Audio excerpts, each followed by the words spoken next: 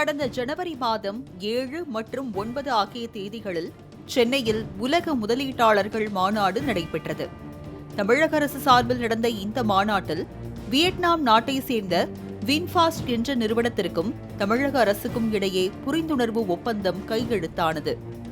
இதன் பேரில் தூத்துக்குடியில் 16,000 கோடி ரூபாய் மதிப்பீட்டில் மின்சார கார் மற்றும் பேட்டரி உற்பத்தி ஆலை அமைக்கப்படும் என அறிவிக்கப்பட்டது.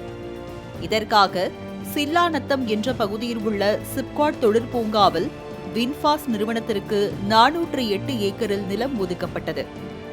இந்த ஆலையில் ஆண்டுக்கு 1,50,000 கார்கள் உற்பத்தி செய்யப்படும் என்றும், இந்த ஆலையின் மூலம் 3,000 முதல் 3,500 பேருக்கு வேலைவாய்ப்பு உருவாகும் என்றும் கூறப்பட்டது. இதனால் தென் மாவட்ட மக்கள் பெரிதும் மகிழ்ச்சியடைந்தனர்.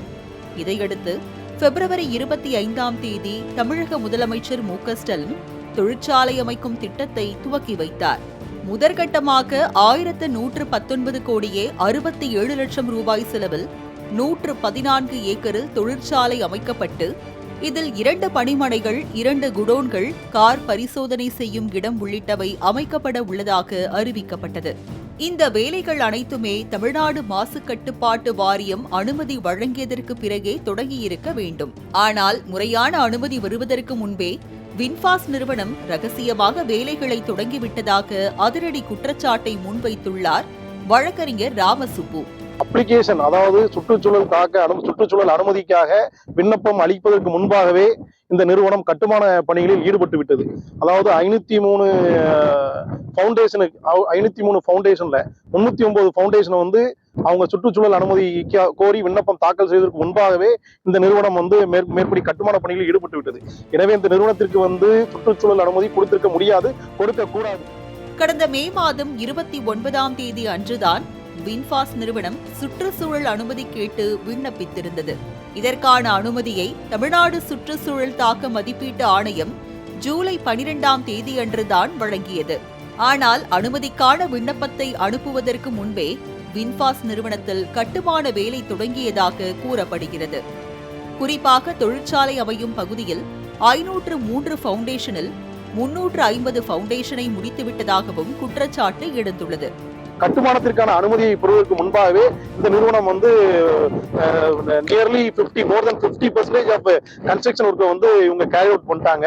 இது வயலேஷன் ப்ராஜெக்ட். இந்த வயலேஷன் ப்ராஜெக்டுக்கு உச்சநீதிமன்றத்தின் கட்டளைகளை மீறி, விதியை மீறி, environmental protection act, water act and air act சொல்லக்கூடிய இந்த சட்டங்களை மீறி கொடுக்கப்பட்ட அனுமதியை எதிர்த்து இது தொடர்பாக வழக்கறிஞர் ராமசுப்பு ஜூலை 29ஆம் தேதியன்று சிப்காட் வளாகத்திற்குள் நுழைய முயன்றார்.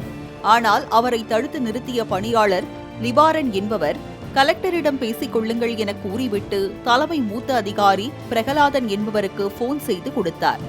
மறுமுனையில் பேசிய அதிகாரி வழக்கறிஞர் ராமசுப்புவிடம் வளாகத்திற்குள் நுழைய அனுமதி இல்லை என்று கூறினார்.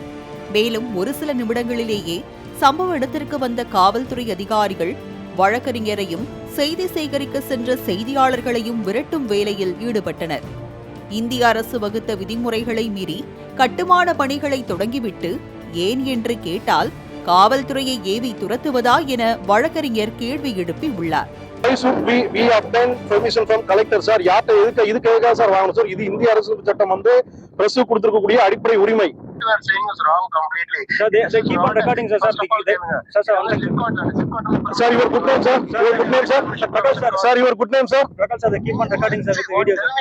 இந்தியால நீங்க எப்படி சார் பிரஸ் தடுக்க முடியும்? நாங்க உங்க இண்டஸ்ட்ரிக்குள்ள வரல. நாங்க நிக்கிறது இண்டஸ்ட்ரிக்குள்ள நாங்க வரல. நாங்க அவுட் ஆஃப் இண்டஸ்ட்ரிக்கு தான் வெளியே நிக்கிறோம். பிரஸ் இந்திய அரசியலமைப்பு சட்டம் கொடுக்கக்கூடிய உரிமை. அதை எடுக்கக்கூடாதுன்னு எப்படி தடுக்க முடியும் சார்? பிரஸ் மீட் கொடுக்கக்கூடாதுன்னு எப்படி தடுக்க முடியும்? இந்த விவகாரத்தில் சிபிஐ விசாரணை தேவை என்பதோடு வின்ஃபாஸ்ட் நிறுவனத்திற்கு அவசரமாக அனுமதி வழங்கிய தமிழ்நாடு சுற்றுச்சூழல் பாதிப்பு மதிப்பீட்டு ஆணைய தலைவர் உள்பட அரசு அதிகாரிகளிடம் விசாரணை தேவை என பிரதமருக்கும் மனு அளித்துள்ளார்.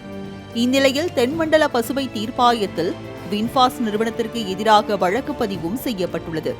தமிழ்நாடு அரசுடன் புரிந்துணர்வு ஒப்பந்தம் செய்து கொண்ட நிறுவனம் விதிமுறைகளை மீறி செயல்பட்டதாக குற்றச்சாட்டுகள் எழுந்திருப்பதால் தூத்துக்குடி மக்களிடையே சலசலப்பு ஏற்பட்டுள்ளது. மாலை முரசு செய்திகளுக்காக தூத்துக்குடி மாவட்ட செய்தியாளர் மோகன்ராஜ்.